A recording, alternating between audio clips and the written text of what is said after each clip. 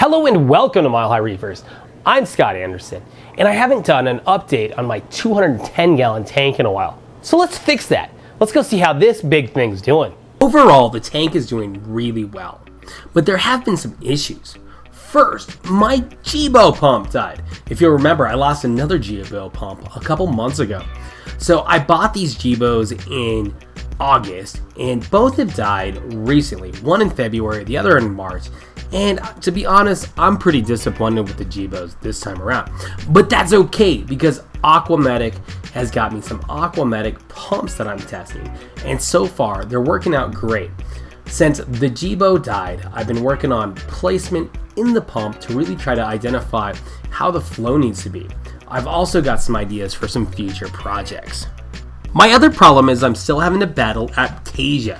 I keep using Octavia X to try and get rid of these guys, and they'll go away for a while. The ones that I hit with the Octavia X will die back, but they always come back.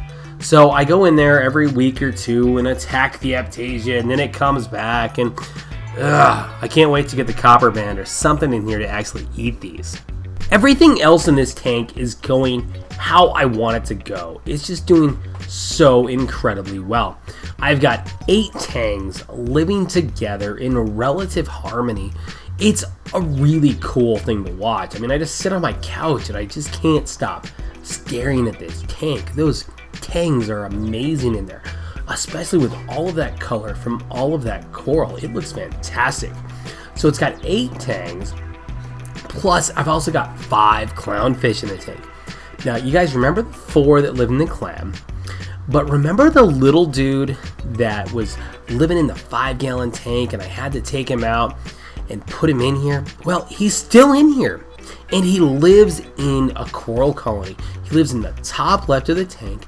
He hasn't made friends with the other 4, but he is doing really well and growing quickly, and this little guy is doing great in this big tank. The SPS section of this tank continues to overwhelm me. It is just beautiful. The coloration coming out of it these days is fantastic. And I accredit that a lot to the mix of lighting between the T5s and the LEDs. And it looks great. But I've also got good calcium alkalinity mix, and everything is just vibrant, colorful, growing quickly. I mean, this is really what you want out of an SPS garden. It's all growing together, doing well. There's no major battles going on here. So the whole thing is really turned into a solid chunk of SPS Reef, which is what you want. My last update, my urchin was eating my Passalipora in my bird's nest, and I'm happy to say both colonies have fully recovered and started to grow at a pretty good rate.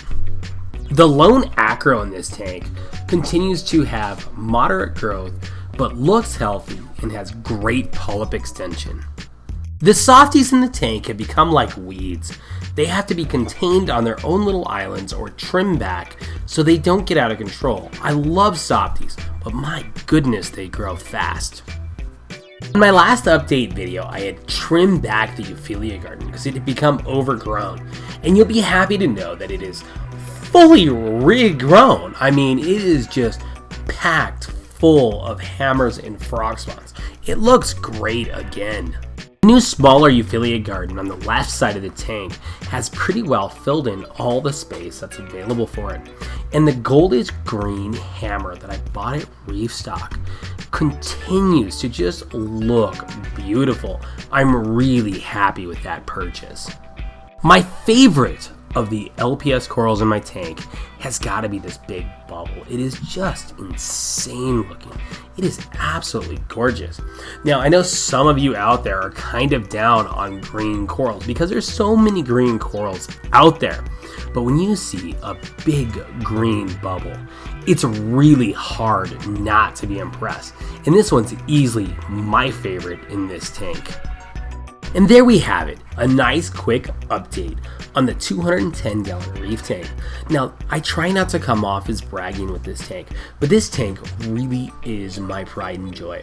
I put so much time and effort and money into it, and it's taken me 11 years to get to the point where my biggest problems are a bit of aptasia and a bad power head and too much coral growth. It's a good thing to have. And every night I come home and I sit back and I look at this.